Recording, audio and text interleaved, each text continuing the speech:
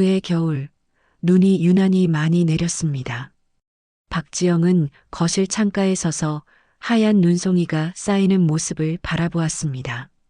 남편 도윤이 세상을 떠난 지 사흘째 되는 날이었습니다. 장례는 조용히 치러졌습니다. 친척과 옛제자 몇 명이 다녀갔고 이제 집안은 다시 고요해졌습니다. 지영은 혼자 남겨진 집을 천천히 둘러보았습니다. 남편이 앉아있던 소파, 그가 즐겨 읽던 책들, 그가 마지막으로 마신 차가 담겨있던 찻잔. 모든 것이 그대로였지만 모든 것이 달라 보였습니다. 33년을 함께 살았지만 이제는 그가 없는 공간이었습니다. 지영은 남편의 물건을 정리하기로 했습니다. 옷장을 열고 책상 서랍을 정리하고 그가 아끼던 물건들을 하나씩 상자에 담았습니다. 오후가 되자 그녀는 집 뒤편 창고로 향했습니다. 창고는 오랫동안 열지 않았던 곳이었습니다. 도윤은 그곳을 자신의 공간이라고 말하며 지영이 들어오는 것을 은근히 꺼려했습니다. 낡은 문을 밀어 열자 먼지 냄새가 코를 찔렀습니다. 어두운 창고 안에는 오래된 책들과 공구함, 낡은 가구들이 쌓여 있었습니다. 지영은 손전등을 켜고 천천히 안으로 들어갔습니다. 구석진 곳에 노란 천으로 덮인 상자 하나가 눈에 띄었습니다. 지영은 천을 걷어내고 상자를 내려놓았습니다. 상자는 낡은 끈으로 묶여 있었고 오랜 시간 동안 아무도 열지 않은 듯 했습니다. 그녀는 조심스럽게 끈을 풀었습니다. 상자 뚜껑을 열자 그 안에는 오래된 사진 몇 장이 담겨 있었습니다. 첫 번째 사진은 젊은 도윤의 모습이었습니다. 20대 초반으로 보이는 그는 밝게 웃고 있었습니다.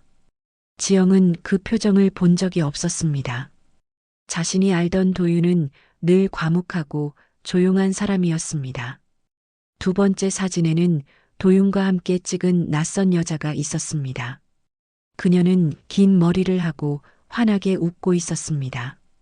지영의 손이 떨렸습니다. 세 번째 사진을 들어 올리자 숨이 멎는 것 같았습니다. 젊은 도윤, 그 옆에 서 있는 여자, 그리고 그 여자의 품에 안긴 어린아이. 세 사람은 눈 내리는 거리에서 함께 웃고 있었습니다. 지영은 사진을 뒤집어 보았습니다. 뒷면에는 흐릿한 글씨로 이렇게 적혀 있었습니다. 은하, 1983년 겨울. 1983년. 그 해는 지영과 도윤이 결혼한 다음 해였습니다. 그들은 신혼이었습니다. 도윤은 첫 직장을 잡았고 지영은 아이를 가지려고 애쓰던 시기였습니다. 그해 겨울에도 눈이 많이 내렸고 도윤은 자주 혼자 외출했습니다. 학교 동창 모임이야. 그는 그렇게 말했고 지영은 그 말을 믿었습니다. 하지만 이 사진 속 여자는 누구였습니까? 이 아이는 또 누구였습니까? 지영은 사진을 손에 쥔 채 그 자리에 주저앉았습니다. 창고 안은 어두웠고 밖에서는 눈이 계속 내렸습니다. 그녀는 오랜 시간 그 사진을 바라보았습니다. 남편의 얼굴을, 낯선 여자의 미소를, 어린아이의 눈을. 그 순간 지영은 깨달았습니다. 자신이 33년 동안 함께 살았던 남편을 자신은 정말로 알고 있었던 것일까? 그의 침묵 뒤에 숨겨진 이야기가 있었다는 것을, 그의 매년 겨울 우울함에 이유가 있었다는 것을. 지영은 사진을 상자에 다시 넣고 천천히 일어났습니다. 밖으로 나오자 눈은 여전히 내리고 있었습니다. 그녀는 집 안으로 돌아와 거실 소파에 앉았습니다. 손에는 여전히 그 사진 한 장이 쥐어져 있었습니다. 은하, 당신은 누구예요? 지영은 속삭였습니다. 그리고 그녀는 알아야 한다고 생각했습니다. 남편이 평생 숨겨온 이야기를, 그가 왜 그렇게 침묵 속에 살았는지를. 다음 이야기가 어떻게 진행될지 궁금하시죠? 지금부터 집중해서 들어주세요. 그리고 저희 채널이 마음에 드신다면 좋아요와 구독 응원해 주세요. 여러분의 소중한 관심이 큰 힘과 용기를 준답니다. 그럼 다시 이야기 속으로 함께 떠나보시죠. 다음 날 아침 지영은 일찍 일어났습니다. 밤새 잠을 이루지 못했습니다. 사진 속 여자의 얼굴이, 어린 아이의 모습이 머릿속을 떠나지 않았습니다. 그녀는 남편의 옛 직장 동료들 명단을 찾아보았습니다. 장례식에 다녀간 사람들 중 한 명이 기억났습니다. 김 과장, 도윤과 같은 학교에서 오랫동안 근무했던 사람이었습니다. 지영은 그에게 전화를 걸었습니다. 김 과장님, 저 박지영입니다. 혹시 시간 되시면 잠깐 뵙고 싶은데요. 김 과장은 흔쾌히 응했습니다. 그러시죠. 오늘 오후에 학교 근처 찻집에서 만나실까요? 오후 2시 지영은 찻집에 도착했습니다. 김 과장은 이미 자리에 앉아 있었습니다. 그는 지영을 보자 일어나 인사했습니다. 사모님, 많이 힘드시죠? 박 선생님 참 좋은 분이셨는데. 지영은 고개를 끄덕이며 자리에 앉았습니다. 차를 주문한 뒤 그녀는 조심스럽게 입을 열었습니다. 김 과장님, 혹시 남편이 젊었을 때 얘기를 들으신 적 있으신가요? 김 과장은 잠시 생각하더니 말했습니다. 젊었을 때요? 글쎄요, 박 선생님은 워낙 말이 없으셔서 사적인 얘기는 별로 안 하셨는데요. 지영은 가방에서 사진을 꺼냈습니다. 그리고 테이블 위에 조심스럽게 내려놓았습니다. 이 사진 좀 봐주시겠어요? 김 과장은 사진을 집어들었습니다. 그의 표정이 순간 굳어졌습니다. 아, 이건 아세요? 지영의 목소리가 떨렸습니다. 김 과장은 사진을 내려놓으며 한숨을 내쉬었습니다. 사모님, 이 얘기를 제가 해도 되는 건지 모르겠네요. 말씀해 주세요. 저는 알아야 해요. 김 과장은 잠시 망설이다가 입을 열었습니다. 이 여자분 최은아 씨라고 했던 것 같아요. 박 선생님이 대학 다닐 때 만났던 분이라고 들었습니다. 제가 박 선생님이랑 처음 같은 학교에서 근무하게 됐을 때 한 번은 술자리에서 선배 교사 한 분이 그런 얘기를 하더라고요.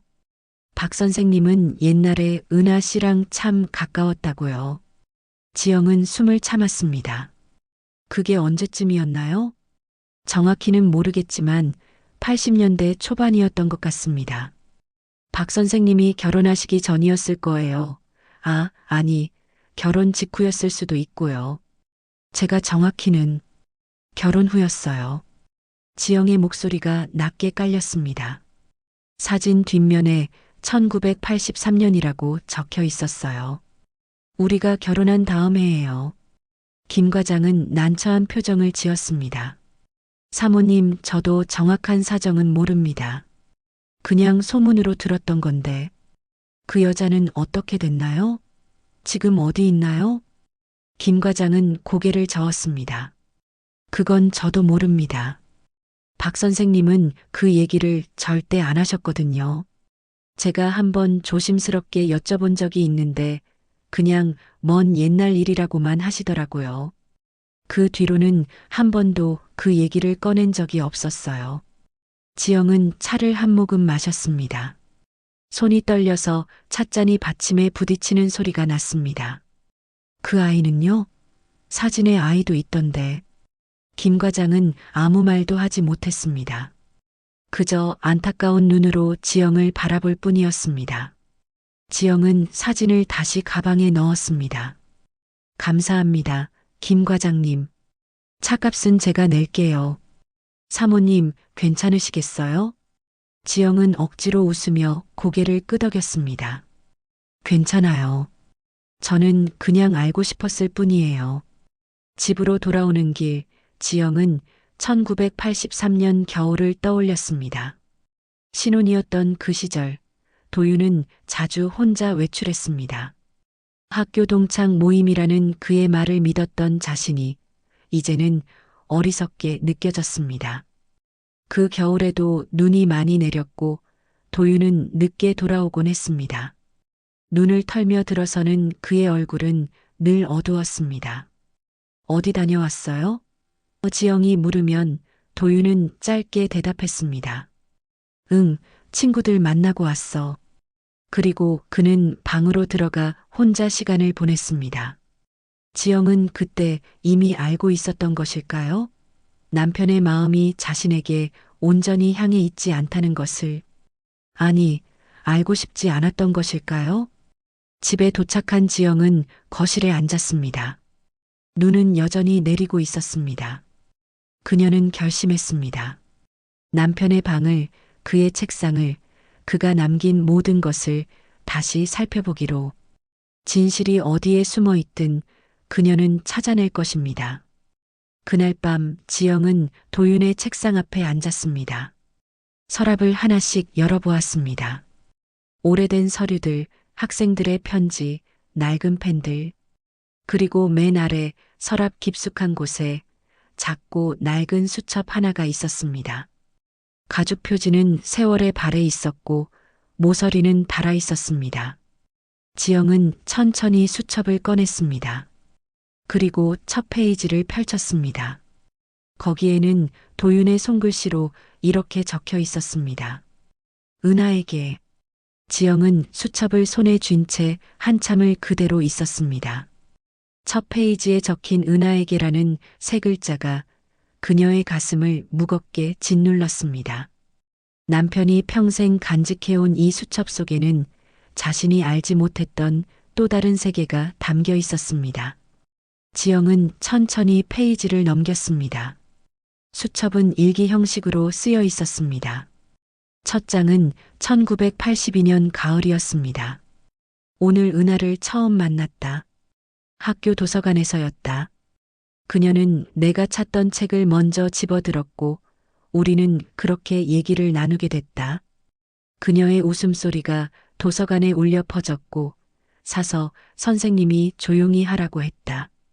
은하는 손으로 입을 막고 웃었다. 나는 그 순간을 잊을 수 없을 것 같다. 지영은 페이지를 넘겼습니다. 그 뒤로 수십 장에 걸쳐 은하에 대한 기록이 이어졌습니다.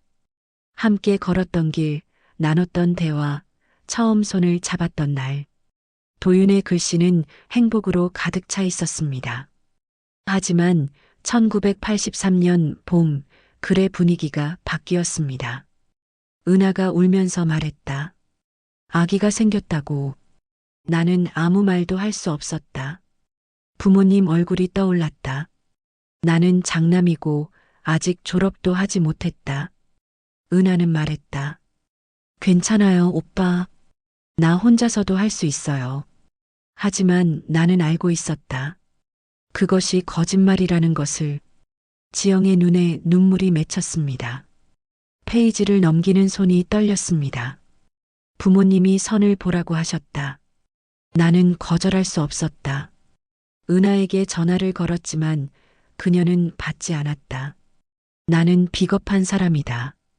사랑한다고 말하면서도 책임을 지지 못하는 사람. 1983년 가을, 결혼식 날에 기록이 있었습니다. 오늘 결혼했다. 지영은 좋은 사람이다. 착하고 조용하다. 하지만 나는 계속 은하를 생각한다. 그녀는 지금 어디서 무엇을 하고 있을까? 아기는 무사히 태어났을까? 나는 평생 이 죄책감을 안고 살아가야 할 것이다. 지영은 숨을 크게 들이마셨습니다. 그녀는 자신이 읽고 있는 것이 현실인지 믿기지 않았습니다. 남편은 자신과의 결혼식 날에도 다른 여자를 생각하고 있었던 것입니다. 페이지를 넘기자 1984년 겨울의 기록이 나왔습니다. 오늘 은하를 우연히 만났다. 버스 정류장에서였다. 그녀는 아기를 안고 있었다. 내 발이 저절로 그녀에게로 향했다. 은하는 나를 보고 잠시 멈칫했다. 잘 지내세요? 내가 물었다. 그녀는 고개를 끄덕였다. 오빠도요. 우리는 그게 전부였다. 나는 돌아서며 아기의 얼굴을 보았다. 그 아이는 나를 닮았다. 지영은 수첩을 무릎 위에 내려놓았습니다. 손이 떨려서 더 이상 들고 있을 수 없었습니다. 아이가 도윤을 닮았다고? 그렇다면 그 아이는? 지영은 다시 수첩을 집어들었습니다. 페이지를 빠르게 넘겼습니다. 1990년대, 2000년대, 그리고 2015년. 그 해의 기록이 눈에 들어왔습니다. 은하가 세상을 떠났다. 신문 부고란에서 그녀의 이름을 보았다. 강원도 어느 산골 마을에서 혼자 살다가 병으로 세상을 떠났다고 한다. 나는 장례식장에 가지 못했다. 대신 몰래 묘지를 찾아갔다. 그곳에서 나는 또 하나의 비석을 보았다. 은하의 아들. 10살에 교통사고로 세상을 떠났다고 적혀 있었다. 나는 그 앞에서 무너졌다. 은하와 아이가 겪었을 고통을 나는 외면했다. 나는 평생 이 죄책감을 안고 살았지만 그것만으로는 부족하다. 용서받을 수 없다. 용서받아서도 안 된다. 지영은 수첩을 덮었습니다. 눈물이 뺨을 타고 흘러내렸습니다. 그것은 슬픔의 눈물이었지만 동시에 이해의 눈물이기도 했습니다. 남편이 왜 그렇게 침묵 속에 살았는지, 왜 매년 겨울마다 우울해졌는지 이제야 알 것 같았습니다. 지영은 수첩의 마지막 페이지를 펼쳤습니다. 2024년 가을, 도윤이 암 진단을 받은 직후의 기록이었습니다. 의사가 말했다. 시간이 얼마 남지 않았다고. 나는 담담했다. 오히려 안도감마저 들었다. 이제 이 긴 겨울이 끝나는구나. 하지만 지영에게는 미안하다. 그녀는 평생 나의 반쪽만 사랑받았다. 나머지 반쪽은 늘 은하에게 가 있었으니까. 지영아, 미안하다. 당신은 좋은 사람이었어. 지영은 수첩을 가슴에 안았습니다. 남편이 병실에서 마지막으로 했던 말이 떠올랐습니다. 지영아, 미안하다. 그 말에는 이런 의미가 담겨 있었던 것입니다. 창밖에는 여전히 눈이 내리고 있었습니다. 지영은 창가로 다가가 하얀 눈송이를 바라보았습니다. 은하가 떠난 날도, 남편이 평생 갇혀 있었던 그날도 이렇게 눈이 내렸을 것입니다. 당신은 평생 그 눈 속에 갇혀 살았군요. 지영은 속삭였습니다. 그리고 그녀는 결심했습니다. 은하의 묘를 찾아가야겠다고. 남편이 평생 짊어지고 살았던 그 무게를 조금이나마 이해하고 싶었습니다. 지영은 수첩을 읽은 후 며칠 동안 아무것도 할 수 없었습니다. 남편이 떠나간 슬픔 위에 그가 평생 간직했던 비밀의 무게가 더해졌습니다. 그녀는 밤마다 병실에서 보냈던 마지막 날들을 떠올렸습니다. 도윤이 입원한 것은 2024년 10월이었습니다. 폐암 말기 진단을 받은 지 2달 만이었습니다. 의사는 말했습니다. 길어야 한 달입니다. 지영은 매일 병실을 지켰습니다. 남편의 손을 잡고 그가 깨어나기를 기다리고 그가 원하는 것을 챙겨주었습니다. 도윤은 점점 말수가 줄었습니다. 원래도 과묵한 사람이었지만 병이 깊어질수록 그는 더욱 침묵 속으로 빠져들었습니다. 가끔 창밖을 바라보며 무언가를 생각하는 듯 했지만 지영이 물으면 그저 아무것도 아니야라고만 했습니다. 11월 말, 첫눈이 내린 날이었습니다. 도윤은 창밖에 눈을 바라보며 오랫동안 말이 없었습니다. 지영은 그의 옆에 앉아 함께 눈을 바라보았습니다. 눈이 오네요. 지영이 조용히 말했습니다. 도윤은 고개를 끄덕였습니다. 눈이 오네. 예쁘죠? 도윤은 대답하지 않았습니다. 그의 눈가에 눈물이 맺혀 있었습니다. 지영은 놀라서 그의 손을 꽉 잡았습니다. 왜 그래요? 어디 아파요? 도윤은 고개를 저었습니다. 아니야, 그냥. 그냥? 도윤은 한참을 침묵하다가 작은 목소리로 말했습니다. 지영아, 나는 내게 좋은 남편이었을까? 지영은 당황했습니다. 남편이 이런 질문을 한 적이 없었기 때문입니다. 무슨 소리예요? 당신은 좋은 남편이었어요. 도윤은 고개를 저었습니다. 아니야, 나는 알아. 내가 너에게 온전히 마음을 주지 못했다는 걸. 지영의 가슴이 철렁했습니다. 남편은 알고 있었던 것입니다. 자신의 마음이 어디에 가 있었는지 지영이 느꼈을 외로움을. 괜찮아요. 지영은 애써 웃으며 말했습니다. 우리 잘 살았잖아요. 도윤은 지영의 손을 꼭 잡았습니다. 그의 손은 차갑고 떨리고 있었습니다.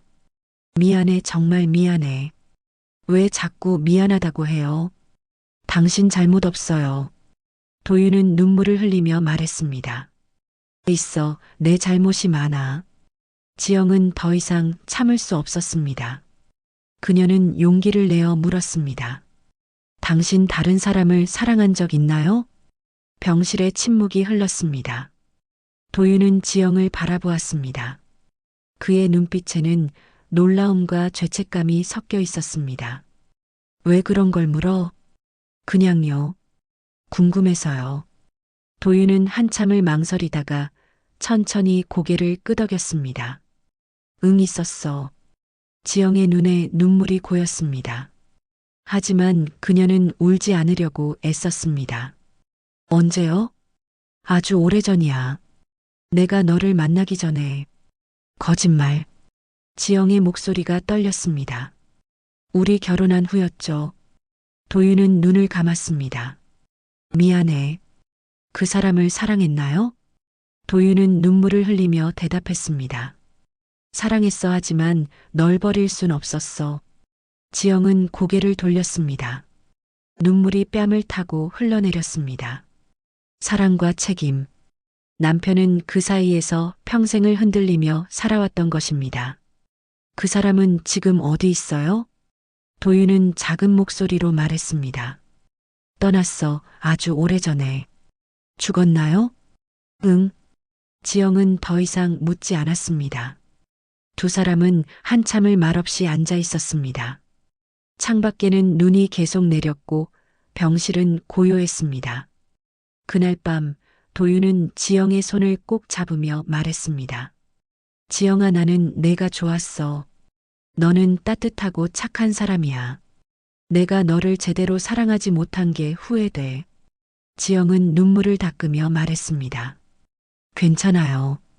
당신도 힘들었을 거예요. 도윤은 미소 지으려 했지만 그의 얼굴은 슬픔으로 일그러졌습니다. 고마워, 내가 내 아내여서. 그로부터 일주일 후 도윤은 세상을 떠났습니다. 마지막 순간까지 그는 지영의 손을 놓지 않았습니다. 지영은 그의 손을 잡으며 속삭였습니다. 이제 편히 쉬세요. 더 이상 미안해하지 말아요. 도윤은 눈을 감았습니다. 그의 얼굴은 평온해 보였습니다. 마치 긴 겨울을 지나 봄을 맞이한 사람처럼. 지영은 지금 그 마지막 날을 떠올리며 수첩을 다시 펼쳤습니다. 남편의 글씨가 흐릿하게 보였습니다. 그녀는 남편이 평생 짊어지고 살았던 무게를 이제 조금은 이해할 수 있었습니다. 당신은 정말 바보였어요. 지영은 속삭였습니다. 그리고 그녀는 결심했습니다. 내일 은하의 묘를 찾아가기로. 다음 날 아침 지영은 일찍 집을 나섰습니다. 수첩에 적혀 있던 주소를 따라 강원도 산골 마을로 향했습니다. 버스를 2번 갈아타고 다시 택시를 타고 1시간을 더 가야 하는 먼 곳이었습니다. 길은 좁고 구불구불했습니다. 산 사이로 난 길을 따라 올라가자 작은 마을이 나타났습니다. 집은 몇 채 되지 않았고 사람 그림자도 보이지 않았습니다. 택시 기사가 말했습니다. 여기 묘지 찾으시나요? 저 위로 올라가시면 있어요. 지영은 택시에서 내렸습니다. 손에는 흰 국화 한 다발이 들려 있었습니다. 그녀는 천천히 언덕을 올랐습니다. 눈이 내리기 시작했습니다. 처음에는 몇 송이에 불과했지만 점점 더 많이 내렸습니다. 언덕 위에는 작은 묘지가 있었습니다. 비석이 몇 개 서 있었고 그 중 하나가 눈에 들어왔습니다. 최은하라는 이름이 선명하게 새겨져 있었습니다.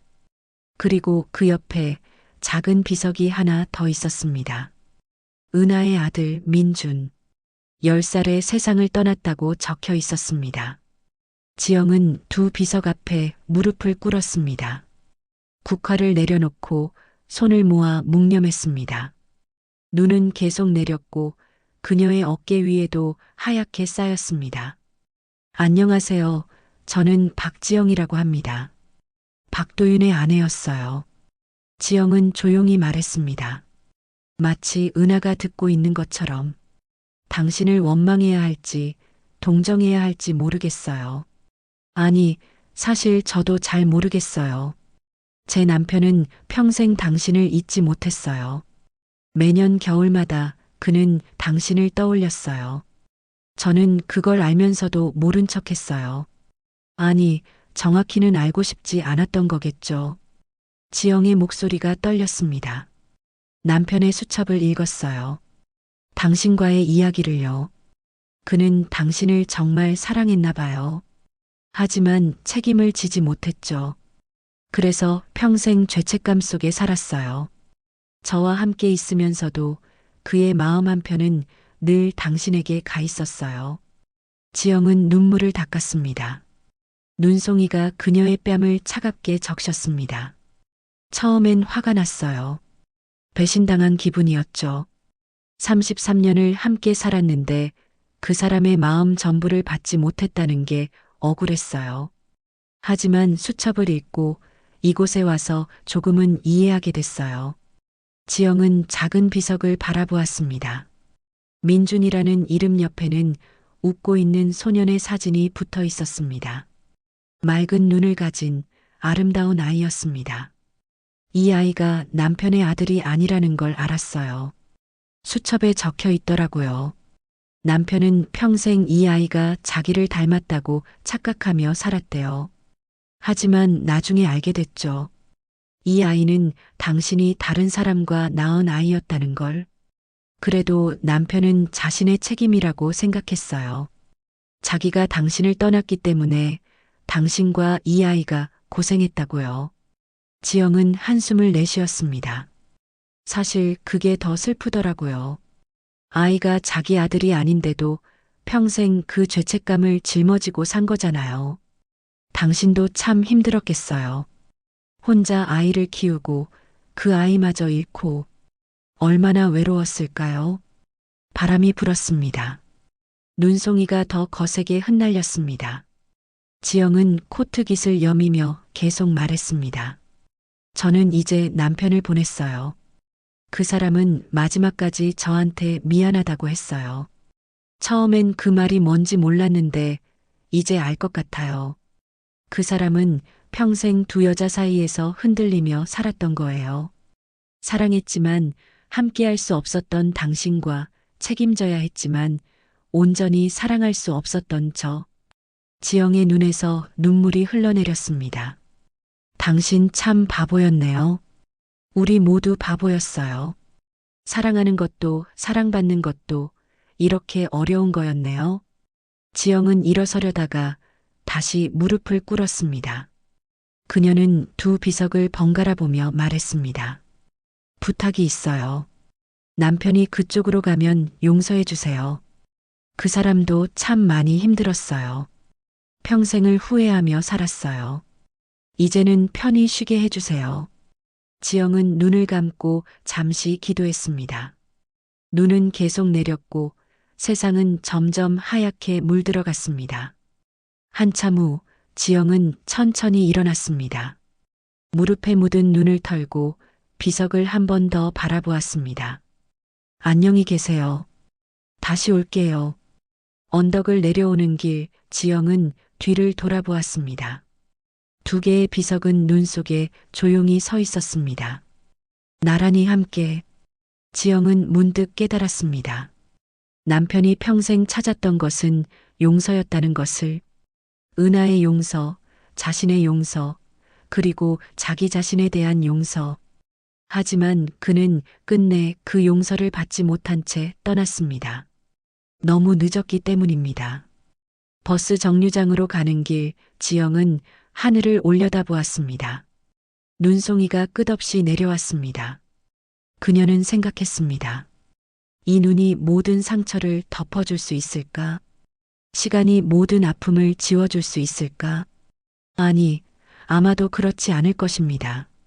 상처는 사라지지 않습니다. 다만 조금씩 무뎌질 뿐입니다. 지영은 그것을 알고 있었습니다. 버스가 도착했습니다. 지영은 버스에 올라 창가 자리에 앉았습니다. 버스가 출발하자 마을은 점점 멀어졌습니다. 지영은 창밖을 바라보며 남편을 떠올렸습니다. 당신 이제 편히 쉬고 있나요? 은하를 만났나요? 미안하다고 말했나요? 지영은 속삭였습니다. 대답은 없었습니다. 다만 눈만이 조용히 내릴 뿐이었습니다. 집에 돌아온 지영은 거실 소파에 앉았습니다. 창밖으로 보이는 눈 내리는 풍경을 바라보며 그녀는 수첩을 다시 꺼냈습니다. 마지막 장을 펼치자 남편의 마지막 글이 있었습니다.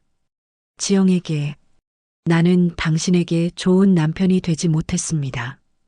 평생 다른 사람을 마음에 품고 살았으니까요. 하지만 한 가지는 진실입니다. 나는 당신을 존중했고 당신과 함께한 시간을 소중히 여겼습니다.